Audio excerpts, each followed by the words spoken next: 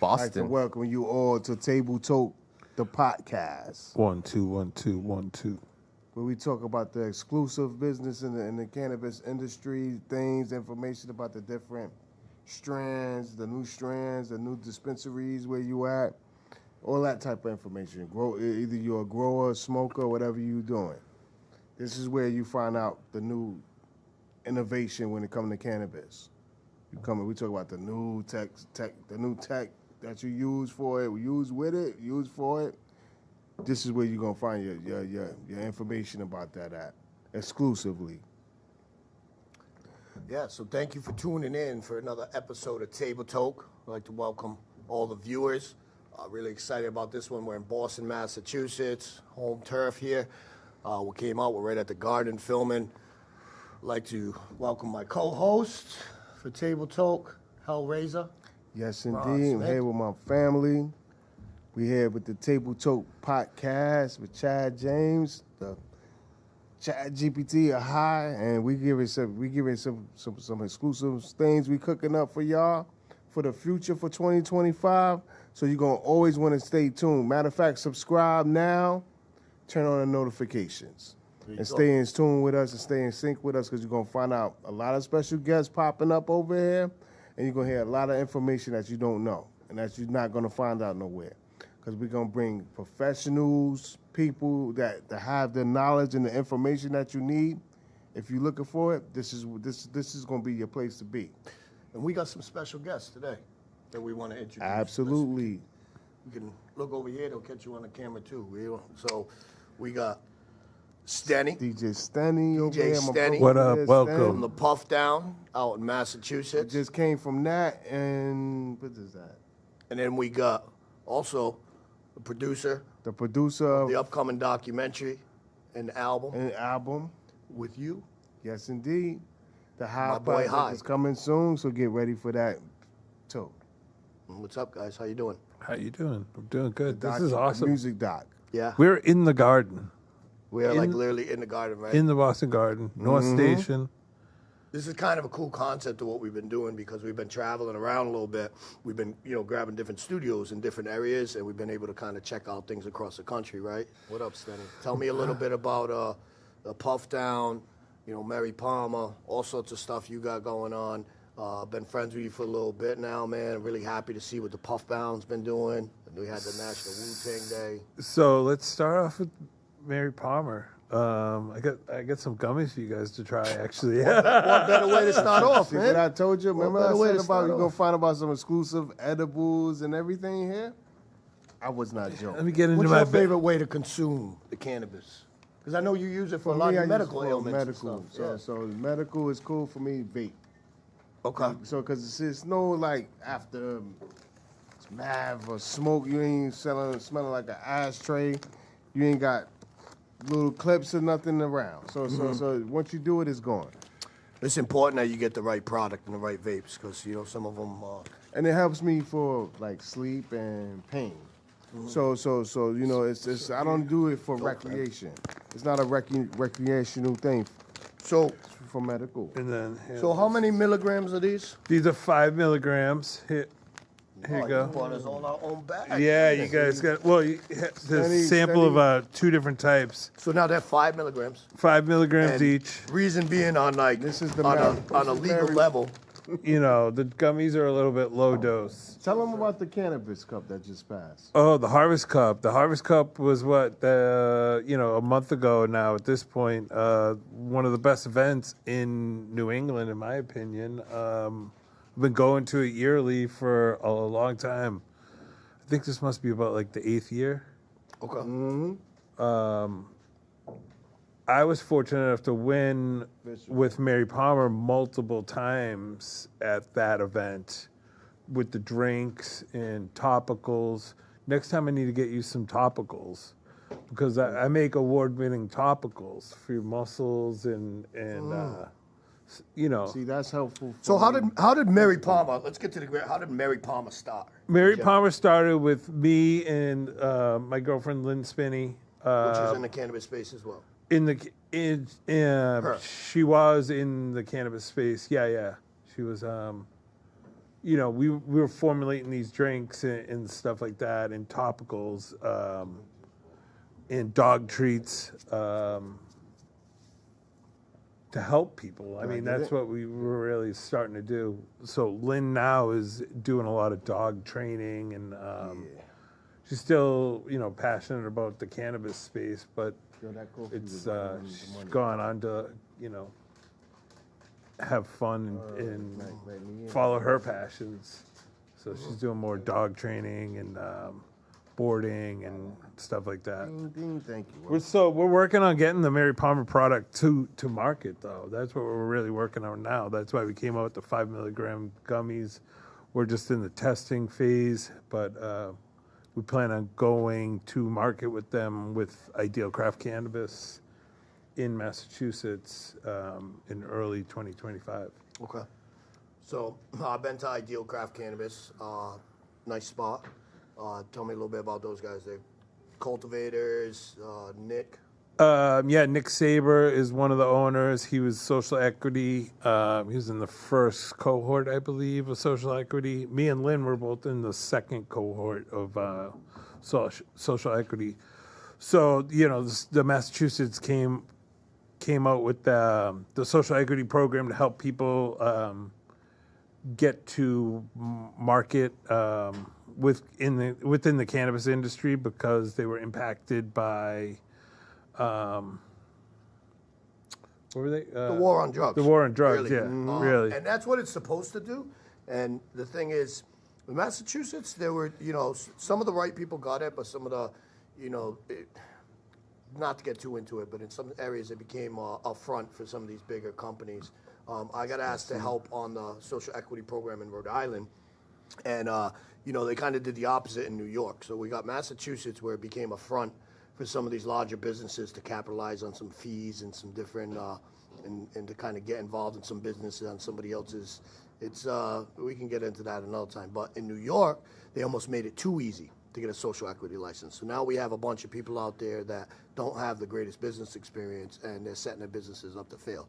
So I got asked in Rhode Island to help structure some of the social equity program in Rhode Island, knowing some of this stuff from Massachusetts and in Rhode Island. And on, we've been doing a lot of work with the Native Americans, and they also came to me to kind of find out how can we incorporate some of that into it.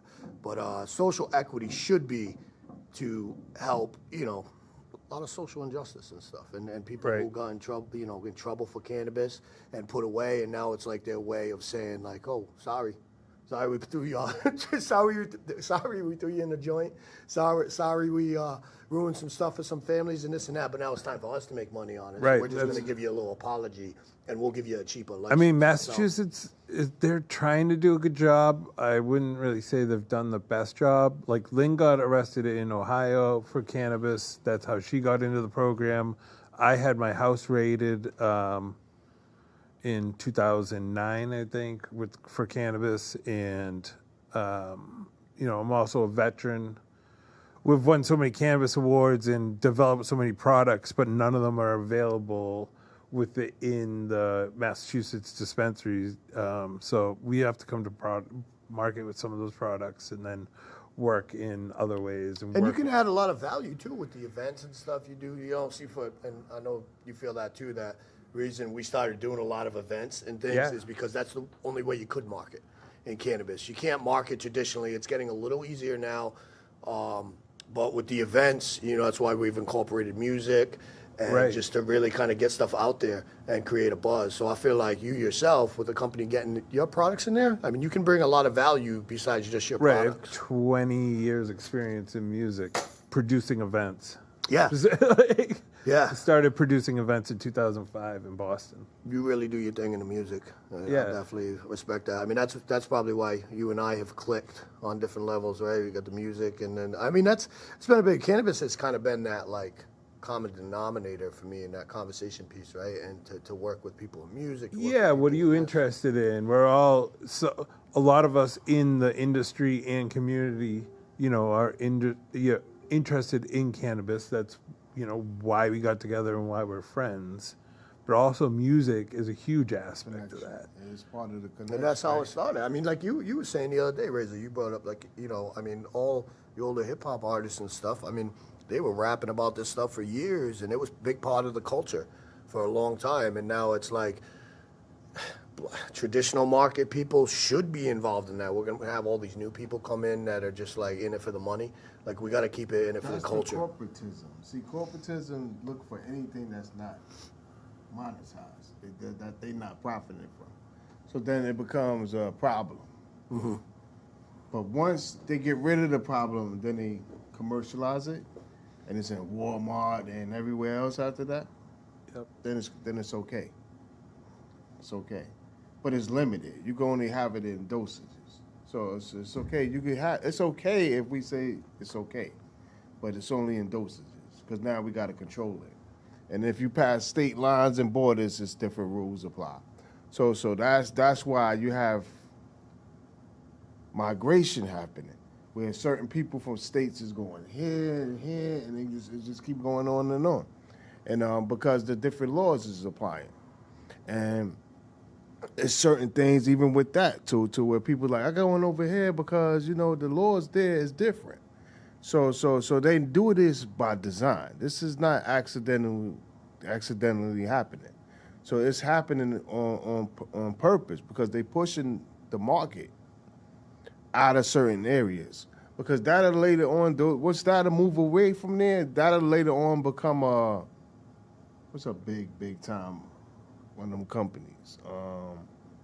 That'll become a Walmart before you. Yeah. And it'll be a big, huge market over there.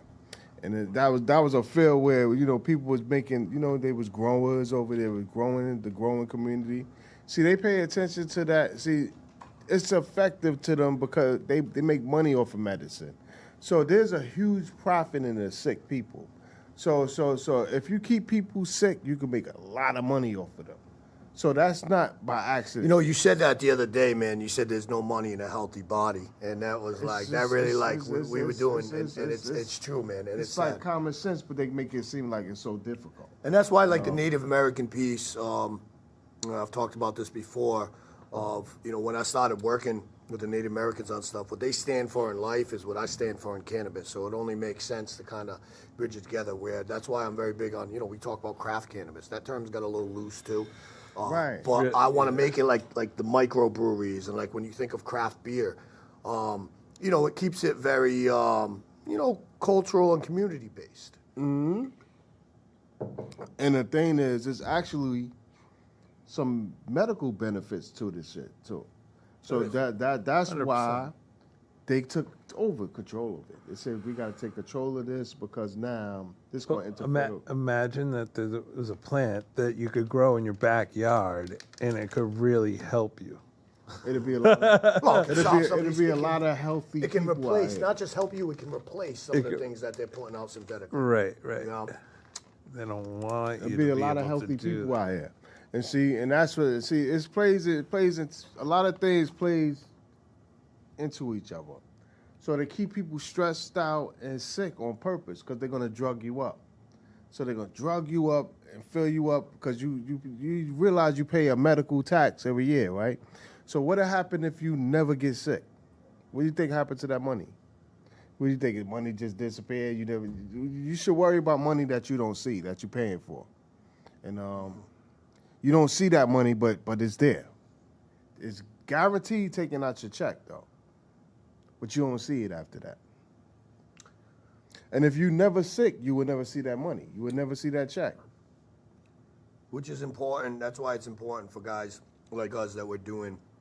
And, I appreciate you coming on this and us doing this podcast because, so we can get this information out here, but also, the documentaries and things like that. I really believe in storytelling. And doing some production to get things out there, which, really brings me over the corner to my homie over here, High. Yeah, Let's give it up for High, man, my boy Kevin. Kev, man, tell us a little bit about, what this project that we've been working on, how it's evolved, what it means to you. Evolved a lot from the original concept of, even before working with HellRazah, from diving down into the production world, music world, and DJ world as well, and kind of rekindling that passion the past couple years, and being able to work with you and HellRazah has been amazing. I met HellRazah through the internet, which is crazy to think about now how far the internet has come, and how connected everyone is, and to hear his story and be able to work on just an iconic piece of hip hop history, because these people are still here doing their thing. Like last night, we saw a show in. Good show last good night, show, right? Yeah, good show. What we see last night, man. Jizza, saw him, right? Genius. Genius, right? And that's the thing is for me, I'm just And Ghost and Ray. and Ghost Leave and them Ray out, man. and Cap Come on now. and Cap, and Capadonna they brought out showed another person, right? Too, Ice. Oh, Iceman Bronson. Yeah, yeah, Iceman which is Ghost homie, and then which Yeah. is cool because he's really been, bringing him along. I mean, they just got back on tour from they were out in Germany, the Netherlands, and to know that they were on tour and then they came back and they wrapped in 3 more shows. They did Philly, New York, and then Boston. I mean, again, I always have a newfound respect for them every time I see them perform, and then I see them individually perform, and it's just like you just see the professionalism. Yeah, it's incredible to see, and for me, be able to, because I didn't really grow up around that 90s hip hop as much or listen to it until much later in life, and so bringing you on as an executive producer to help me like understand the sound and the culture and the history, right? Because most people, probably a little younger than me, that don't understand where hip hop comes from, or even in the cannabis space, don't understand how hard it was to grow and provide like a plant that's medicine for people, because it's taboo, I would say, right? Right. And now things are changed, but still it goes back into understanding the history first and where that love comes from, or why it developed the way It's it is. crazy to think about. We're still in the first generation of hip hop, right? Like those. Bro, to see, hey, something I saw actually like earlier today, and it was like a little thing that said that we're the first generation to see the hip hop legends grow old. Right. There was never hip hop legends with gray hair, and to see them still spitting fire and doing this stuff, like that's never happened before. Yeah, we've seen it ever since, Crazy. like the dudes from the '80s. I mean, shit, like the first rap battle from Kool Moe D and my boy Chief Rocker, Busy B in 1981. Right. Rakim. Yeah, but that's the first. I mean, I was born in '82, so like now, those guys were young. We got to see these guys grow old. And not, I don't want to say grow because they're still like we watch them. They still have plenty of energy and stuff. But we just see them mature, and see how that's changed. And now they're able to come and tell the stories and set some groundwork for for some of technology them. put you in extinction. Yeah, And sets see, for some of the that's new what you cats. got to be careful with, because before you know it, you don't get no more idea of where it's began from. The genuine parts of it is robbed. You get robbed of it. You don't know. You're like, well, I didn't know music started from none of that. I didn't know. Kevin reached out to me and he was working on an album for RZA, and he was working on this project, and we just started talking about it a little bit, and some of the things that I was able to do with some of the Wu-Tang fellas, and then we just started talking about it and came up with some planning and strategy, and it's really, really evolved, and now we're able to like incorporate guys like you, STENNY, and just like incorporate the cannabis, just to kind of see it all evolve is pretty crazy. And now it's like kind of the universe is taking over on it, but then we relaunched this podcast, and we did a few episodes. I feel like it can kind of serve as the hub to just bring that information to people. So I appreciate you, all you guys on here, and I mean it means a lot to me. Like when you coming out and the stuff that it's really got to evolve. I mean, it's just All it means a lot to me. Though. We into all markets right now. Fashion, film, everything is coming. We got the documentary coming with the album for music. That's where High over there can come in. His production name is High.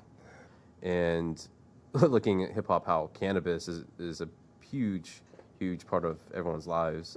And can you explain how and why it's like that? Why cannabis is a big part of life? All the hip hop artists were always smoking, right? And you know, just when you went to the studio, you were smoking blunts. You had a couple things you needed there, right? Some snacks, so you know, you definitely needed your weed there. So they were always talking about it and stuff. For me, I was involved in cannabis for a long time, and it was obviously on a non-legal level, right? And I always never felt like I was doing anything wrong. We were moving, you know, just moving with weed, and everybody was smoking it, but it was something that, you know, I saw a lot of people get really bad into drugs and alcohol and all that, and weed wasn't that. So fast forward some years, and I started growing. Once I started growing, I got more of a respect for the plant on an agricultural level, and it really kind of a metaphor for life when you start thinking about what you feed, the nutrients, how you need the environment, the climate, and all that. But now kind of going, you know, full circle here, we were doing a lot of these events, and that's the way we would market cannabis. But when I really, really think about it, that's the best way to. We get together. I have good weed. You have good weed. right. Let's share it. It's the only way to do it. How else can you market it? Right, because it's a very organic way of marketing it. Yeah, It's going to market itself. yeah. Right. If you have the best weed, it does. And that's what we've done, and it's been a common denominator for me.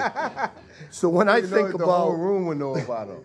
when I think about it, like to years earlier and to now, everybody big in my life that I really met was through cannabis. So to answer your question and come back to it, like that's what it means to me with hip hop and everything. But everybody, like it's always been that common denominator to kind of bring people together and you know, just meet over, like, you know, not to sound corny about it, but over the plant. We met because of the plant. Yeah, it's very communal, right? You're sharing, passing it around, and It's social. It makes you socialize. Yeah, when you go into Normally, that circle. it'll make you socialize with people you wasn't talking to. Before you know it, can I get a light? And now you're in a conversation. Oh, yeah, don't I know you for so long? Blah, blah, blah, blah. That turns to Definitely a social circle. Yeah, what It's a about social reviews? plan. It's a social plan. And it's more mellow. There's no, like, when you go out with like booze and stuff and drinking, I mean, there's always some types of fights. See, that's There's the always other with thing about these it, too. events. None of that shit it happens. calmed the level down of the activity. Yeah. And because people stopped going out because it was too wild. So they used to be scared to go out. Oh, I don't go out anymore because of shootings and so on and so forth.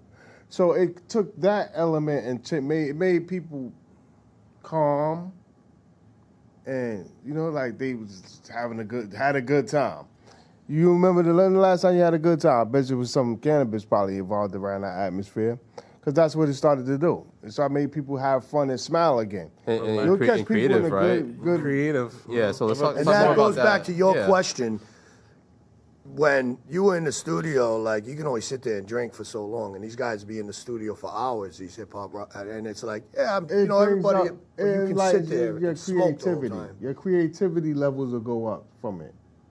You start thinking of creative things to do that you normally wasn't thinking before. Well, that's like, you know, you talk about, you know, guys like Bob Marley and stuff like that, and that was, you know, that was his output on it, and you know what I mean? That's what, you know, it enlightened his creativity, and, you know. See, that's when it's not a drug, it's a medicine. Right. See, and that's the borderline of it. It can become a drug or a medicine. This depending on the hands it's in. Because once it got corporatized, it became okay for you. See. Once it was in other hands, it was a drug, and don't touch it. See, and that's how you got to understand this market. You know, it's okay when it's beneficial. Why do you think the hip hop fellas specifically were so embedded into cannabis and weed their whole life? Why do you think it really resonated with that audience? It plays a part in the streets and music. So when you coming up in, most artists is street related, you know, doing music on the streets. So when you're doing music on the street, you battling, you normally in a cipher because you smoke it. A cipher came, the word, yo, let's get in the cipher, that came from weed. That came from puffing weed with your boys. Yo, let's get a cipher, let's have a cipher. And then that cipher turned into let's have a rhyme.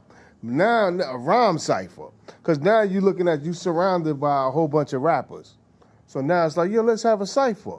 So the cipher start going from the cipher went from, the 5% Nation is 5% Nation, the cipher was a circle, 360-degree circle. So you got 360 degrees at each angle. So it's like a 180, 120 on each angle. So 120, 120, 20 before you got 360. And then you're in the full circle. Each corner, there's a corner, each corner. And then before you know it, you talking you done meet some people because you're in a cipher with them. Like we in a cipher right now. You sitting on a podcast cipher right now. We sitting here having a cipher, but we ain't no smoking involved. The cipher is what we talking about. That's the attraction. And usually we be puffing on the table Toke, but today in the studio that we're in, we're not. That's why Stenny was, bringing out the gummies. Open up And which means the gummies, and that's see what's crazy about that's the cannabis now, right? maturity of being a smoker. Because once you mature, you ain't sitting there trying to still there roll Phillies and Dutch Masters no more, White Owls. You ain't trying to do that no more. We're sophisticated now. Yeah. Exactly. You start being, I'd rather just have a pre-roll. So now you get pre-rolls where you don't have to roll a blunt. It's already rolled for you. How do you smoke? What's speaking of pre-rolls and whatnot? How do you consume? Do you? I use the vape. Your vape? Yeah, because for me the vape is helpful because I have mobility issues. Right, I can't pre-rolls. do it myself. So the pre-rolls is helpful for that because I can't do it, but it's helpful for me medical to sleep and for my pain. That's where edibles and things come in because if you can't, say you're in a condition where you need it, but you can't do it for yourself. Yep. So the edibles will come in because it's the same THC that's just inside of the same flowers that you probably use. Or stronger. Exactly. And that's how the concept of table Toke came about. Like I remember a few of my boys, we would always go by one of my buddy's house, and there'd be different people coming by all the time, but there was like this table, right? Just this round table that we would just sit at and we'd smoke. And the conversations that would come up, like there was a few times where I was like, man, we should like film this, because some of the we'd get into sports or we'd get into music or whatever the hell it was, and we'd be smoking. So like, I was talking about it, and we were sitting there when my dudes was like, we were kind of coming up. He was like, Toke, and we were like, table Toke. And then that's so it was actually born, the idea of this was born a while ago. And then we were just kind of waiting for the right time for production. And the universe has kind of been putting it together, right? Because now we got Kevin came to me with HellRazah, and then me and you have met and worked together for a while. And now, again, it's all kind of, the cannabis it really brought that together to some degree. And actually, a question for you, Kev, how do you feel about it? We just kind of came together with the music, and you've been traveling around with me a little bit and seeing some of the cannabis events and how we can really get involved with the culture. How do you feel about it being involved? Yeah, so I'm kind of mixed, right? Because I come from a pretty conservative family around cannabis because of the stigmas and tabooness with it, right? And so going through that process, and for the past, actually for a while, because about over 5 years ago, probably longer than that, when hemp got legalized, right, products started getting pushed, and I did a lot of research and actually did a lot of marketing for a lot of CBD companies, and so it's crazy to think that something that was highly illegal, even in Thailand. When I was in Thailand, it was a death penalty. Now it's fully legal. And I was there with some friends who was able to get some weed. It was browned, like some of the brown square weed, and as a death penalty if you get caught with it. Now it's fully illegal. So it's interesting to see the social shift, but also still remnants of the stigmas around it as well. And what I've seen going to all these events is that people very passionate about cannabis and the medical aspects of it, and also all the benefits of it, and how tight the community is, how a lot of people really do care about it. And now to see legislation, catching up, but still there's still inequality as well there, right? Like people getting locked up and for many years, and some are still locked up right now for non-violent crimes, right? And now you have companies coming in trying to look for a profit, and it's a little unfair, them coming in and how they're giving away these licenses to maybe people that shouldn't be controlling the industry like that. I feel like the most dangerous thing about cannabis was it being illegal, right?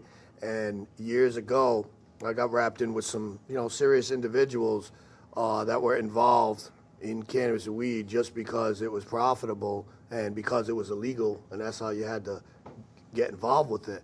And I look at some of these bigger people that I was involved in and stuff, and when I look at it with the corporations now, I'm like, they weren't, they're not any better.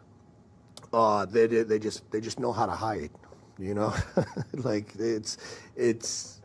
yeah, man. It really, to bring it back to the music and the culture, I just think that stuff's it's just very, very important. How do you feel with it, like integrating with the music? It's definitely pretty cool to see, because I think it goes hand in hand, right? Because it's just using cannabis, you hear things differently, you appreciate things differently, and it's communal, right? Having a spot where many different people from different backgrounds love music, love cannabis, or some people who don't smoke just loves the music, but then they're at an event where everyone's very welcoming. Yeah, I mean, and now too, you see a lot of these hip hop guys, and that's the cool thing about the maturity that I was saying, right? Like, where now a lot of these hip hop, they're actually starting businesses. Like, we were just down in New Jersey. Like, Raekwon opened a dispensary, very professionally put together. Yes, indeed. Go support my brother's. Go support my brother's dispensary. If you live in New Jersey, go to Astoria, check it out. You're going to be excited. You're going to love what's in there. You're going to have a wonderful time there. So, you go in there and support things like that, because you don't want to wait for the corporate to come, and then you can't support an independent business no more. Yeah, we got to keep it, again, that's why I talk about the craft cannabis, because, beer was around for years and years, and then the craft beer only came around within, that's 15, 20 years, and you can see it being brought back to, like, the smaller businesses, and people are supporting smaller businesses. They'll stand in line. Smaller batches. So for me, I always wanted, being from the grow space and being a grower, I always wanted to support that and be able to see these growers and stuff be supported. Not this just turn over to these big, huge entities, thousands of plants. They're not putting the love into it. You just can't. Because they turn into factories of mass production. Before you know it, it's just process. Race to the bottom, too. Yeah, so Stenny, how does your process work? It's like, I know you've won some awards for it. Tell us about those awards. Yeah, so tell us about those awards you got. Traditionally, we would make a lot of products in the illicit market, I guess, in the traditional market, like, topicals to help people and stuff like that.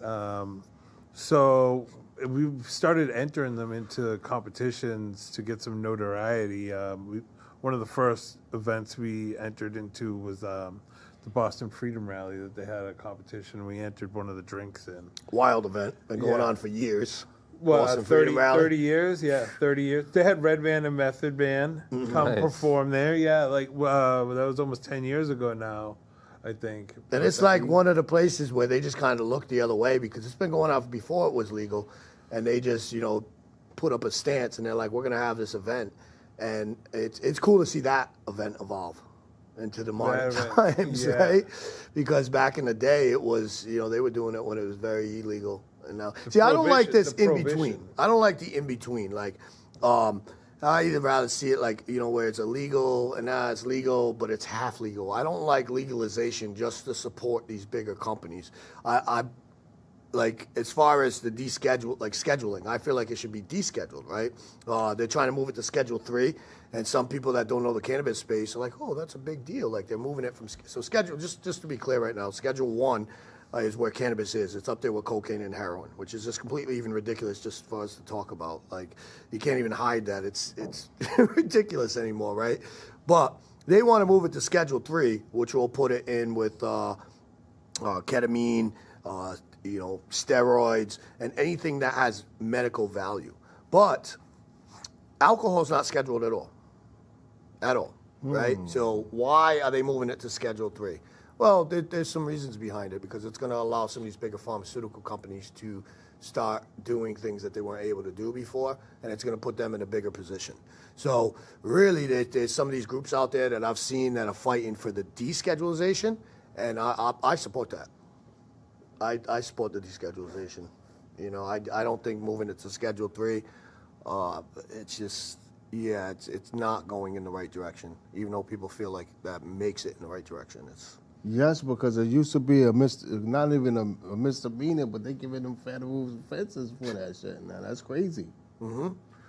Like a certain amount you used to carry was up to a federal charge, but now it's not even that. It's like crazy, and it's like they're giving you almost 25 to life now for a bag of weed and shit. That's crazy. That's crazy, and that's not by accident. So that's on purpose. Because now you're going to downsize the way you get you're going to go to the dispensary now. Because now you're going to go, the streets, I can't get it for the streets. The niggas getting locked up for 20, 25 years for a bag of weed now. So it's all about design, man. Now, Stenny, you're a veteran. Tell us how important that is to involve and how much it's impacted, the veterans. I think it could have helped a lot of people that aren't around anymore. I mean, that's, there's definitely... In what way? With PTSD and different, if it's a calming agent or whatnot, or, insomnia. Help you sleep, right? Right. So people with PTSD, stuff like that, the cannabis could help with some of that stuff. There's a lot of guys out there drinking themselves to death. Sometimes, the cannabis could be helping in that way too, so they're not drowning in themselves in alcohol, would help with PTSD and stuff like that. So there's definitely a whole bunch of ways it could help. The most important part is getting the knowledge out there and helping people. Because if they don't know that they could get helped by like a plant like that, So the education's important. The education, it's huge. It's huge. People, there's a fear and a stigma to it still. The control. I got a question for you. Yeah. Good one for you. And it relates to everything we're doing too. How do you see AI helping the cannabis community? I think AI could be a huge help because there's people that we were talking to. I don't know. You were just out at MJ BizCon. You might have talked to some of the same people. Yeah, I did. I actually have something. Can't let too much of the cat out the bag. But one of the Native American women that I'm working with that we're helping to design some facilities and coming up with some plans. She actually invented an AI machine that can help feed a lot of cannabis plants, but it also can control the room and stuff like that. Now I know what people think, like, oh, it's going to take away the jobs. No, it's going to actually let people do other jobs more efficient. Such labor intensive and be able to work on the plants in a different way. Right. So it's very cool. But yeah, so at MJB, I mean, obviously because there's a lot of different innovation. It's actually helping vegetation now. Yeah. So it kind of relates to the same community. So I was looking at, because they got drones helping. Well, it can help farmers. Because what happens is farmers are like, oh, it's going to put us out of a job. But if they embrace it, I mean, farmers are having trouble making ends meet right now. So if it can make things more efficient and help bring more revenue, some of these farmers and things have to embrace it. And I think the reason they haven't is because there's lack of education. You hear robots like, oh my God, the robots are going to take over. But yes, the scary part too is they keep building more cities. Yeah. So that's migration pushing out. So to keep building hotels, more. So the more cities stuff keep coming, is pushing out the migration is pushed out. So you won't get how many farms you got? How many places you could go to right now and go buy fresh vegetables from them? Not too many. You need to worry about that. And that's why, like, shout out to Sadie Whitebird, man. She was doing some of this AI technology and stuff, and her vision is really to go into abandoned buildings. And I don't want to let too much of her plan out for NDA purposes, but she's talking about taking some of these abandoned buildings and being able to do vertical grows in them. And she's got a pretty elaborate plan. And I really see what she's talking about because, like, humans have damaged the earth. We've damaged the earth. So when people are talking about organic and stuff, yeah, I get the organic concept, but we don't realize that our land is so contaminated from the pesticides and the stuff we're using. So people, they belong inside. Not to say we embrace nature, all this stuff, but we're harming it with some of the new stuff we're doing. So if you could bring some of this stuff inside, you could have more sterilization. And she's designed some stuff to be able to get kind of an organic feed to it. And very, very clean level.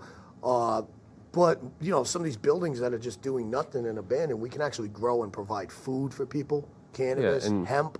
Yeah, and then doesn't that growing hemp help with the soil and all the contaminants in there? Yeah, sometimes it can pull out some of the dirty stuff in the soils. Yeah. Which is another dirty little hidden secret they're trying to keep from us. They're doing the same thing as psychedelics with the mushrooms. Oh, boy. They're stripping them and then giving them to you. And that's another thing, too, right? Like the psychedelics and stuff. I feel like, the movement we've had on cannabis has helped a lot of the movement in the psychedelics. And that's another thing that can help veterans. Veterans, too, yeah. They've been definitely working on that right now. There's people doing ketamine treatments and psychedelic treatments. Right. I mean, the VA needs to adapt to it, though. That's the problem. Being able to get... I have PTSD with being able to get access to cannabis through the VA would be huge, right? Right. Like, they don't subscribe it. There's no program for it. And a lot of that's because of the federal legalization. I think they get afraid when it's they get a little sort of nervous, psychological. They want control.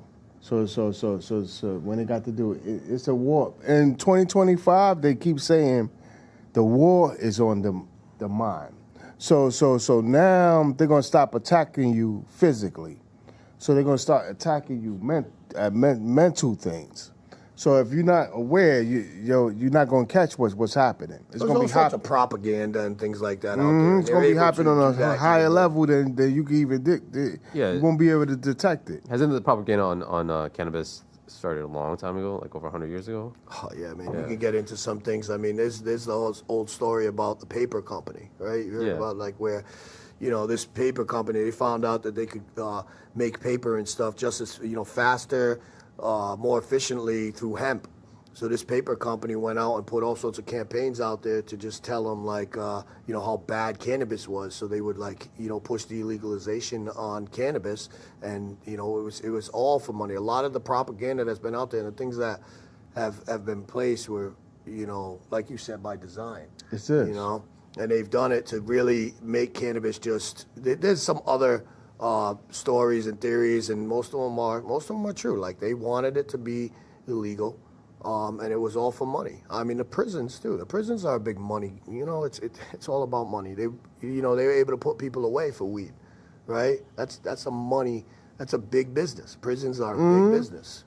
Because if it make a dollar, it's a business.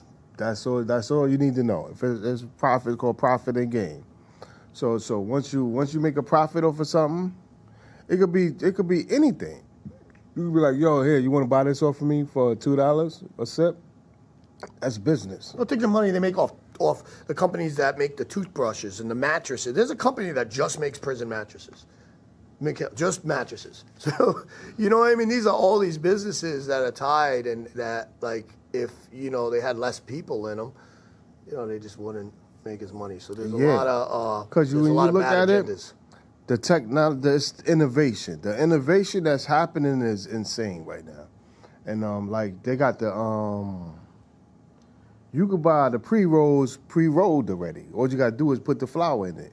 See, that's replacing the physical work. Oh, the cones. Yep. Mm-hmm. Yeah. And they say that's like 85% of dispensary sales too, of the pre-rolls. Mm-hmm. The thing I want to see is I just want to stop making sure there's good pre-rolls out there, because what'll happen is a lot of people are using their trash to throw in. So what's the difference between like something's good and bad, and going back to your point of like when you got those awards, like what if like a brand new consumer, they don't know much? There's a lot. Yeah, that goes back to education, I guess. Really, it really does. Like educating the consumer that's buying stuff. Like there's companies in Massachusetts that are remediating their cannabis by what's called like X-ray. So what is remediating? What is radiation. What is that? Is that good? Is that bad? So basically, they have product that won't pass. So they take it and they X-ray it or use radiation, and they treat the cannabis that way. Like personally, I don't want to smoke anything that was in radiation or like that's like a microwave, right? Like a microwave. Yeah. Weed, like that's no good, man. Well, it's a racket, man. Like so, I had somebody on actually Table Talk episode, but it's when we were just doing the audio thing. But I interviewed them when remediation first started being known about, right? And I was really, we started talking about it, and again, there's a lot of people that didn't know about it, a lot of companies that didn't want you to know about it. But how it was explained to me is, so out on the East Coast, you'll never pass on any of your outdoor cannabis. Because like in California, it's like, microbial bacteria is set at like 10,000, which is like very, very low.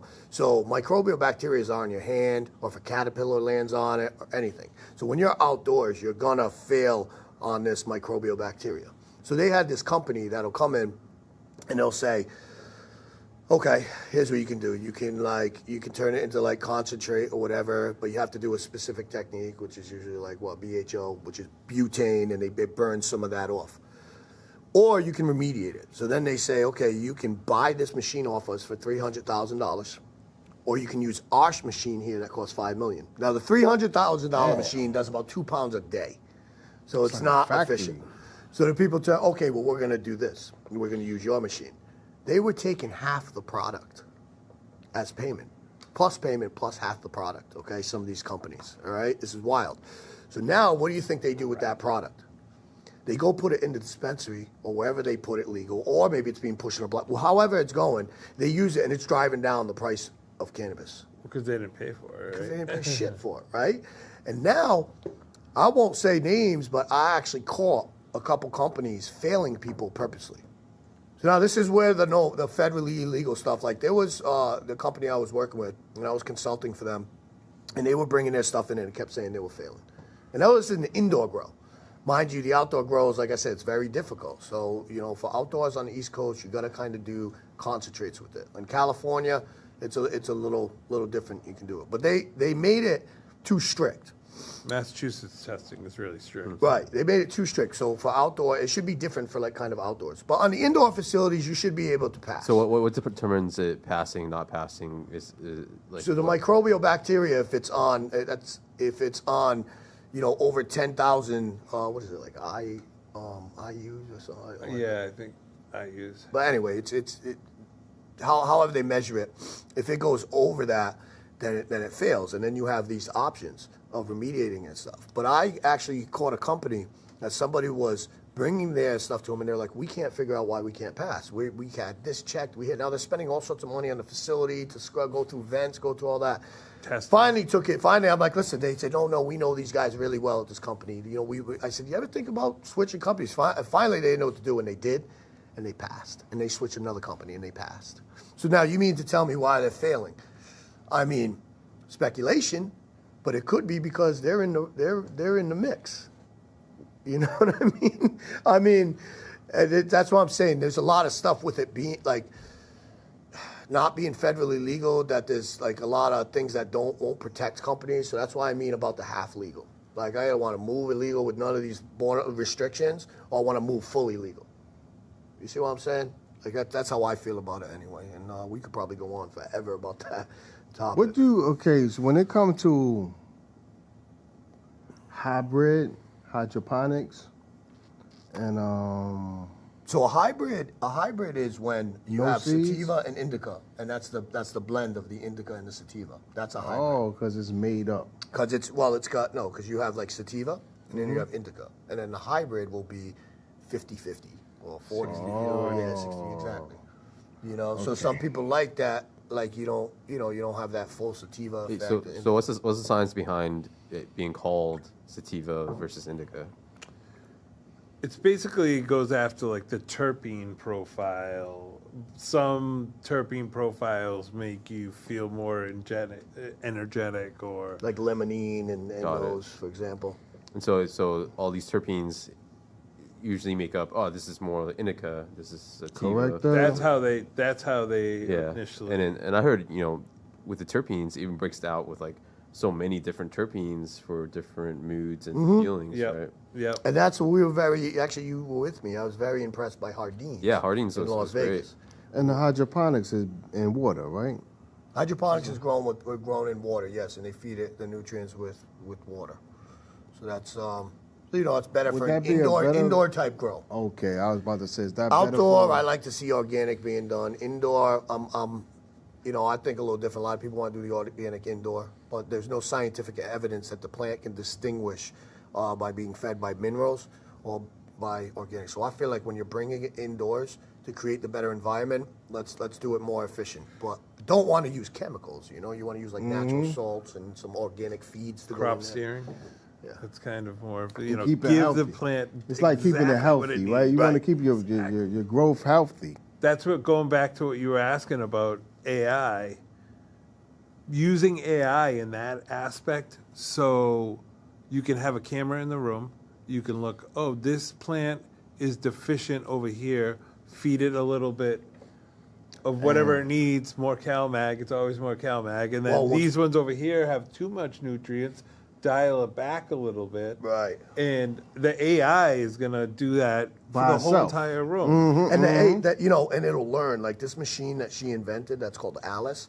Alice will actually learn the plant and learn the room and learn the strain, and it will learn the environment. So all those things you're talking about, it actually starts doing it. Every right? single Yeah, strain itself. is different. Like how long you're growing it can differentiate. From months. Some plants. Since we're on the topic of a strain, remember we were saying we're gonna do the strain of the month. What's today on the podcast?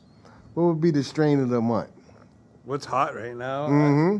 What Is one? it a at Hardest sativa, Cup? a hybrid, You know what I or I don't know. the I know indica? Gilf, my boy Gilf, kind of won some stuff. There I was a have lot of been winners in lately. the I Hardest have Cup, been isn't there? seeing a lot of different sativas that they've been making, flavors too, which is odd to me. I'm like, is this okay, or is this something that's What do you like? You like gassy? Do you like? too strong? It's too airy and too strong. But I stay with the sativa because it's calm. Yeah. You know what So it I'm is? not There's like- so many strains out now. No, you don't be all lopsided and want to go to sleep. Yeah. No. Couch lock. Yeah, but indica does that to you. Yep. And then Yep. before you know it, In before the you couch. In the couch. you be knocked out, and you be like, "Yo, get up, man! It's like the World Series is happening." Yeah, you be dead, knocked out. It's like, yo, I passed him the blunt, he fell out. I don't know. Indica is strong, man, and if you ain't got enough weight and your body is weak, it's gonna end you. See, I need that indica sometimes. I'm a little high strung to begin with, so I like it to come. I like to bring it down. Thank you to all the viewers for tuning in to an episode of Table Toke. Much more to come. We're bringing you new innovative products from cannabis, talking about all our projects. We're talking about the latest in hip-hop, the latest in music, and latest in the world with my co-host, HellRazah, Chron Smith. Better believe it. Go check out the documentary Risen. Stay tuned for Still RisenDocumentary.com. Rising. And for the merch, we stream My boy Diamonds Stenny. OZ. DJ Stenny from the Puff Down in Massachusetts hosts the National Wu-Tang Day this year and coming November 9th, 2025. Coming soon. And my boy Kevin, the producer of Still Rising and Get ready. the upcoming album for HellRazah, my boy Terrell. Thank you everybody for tuning in. Salute.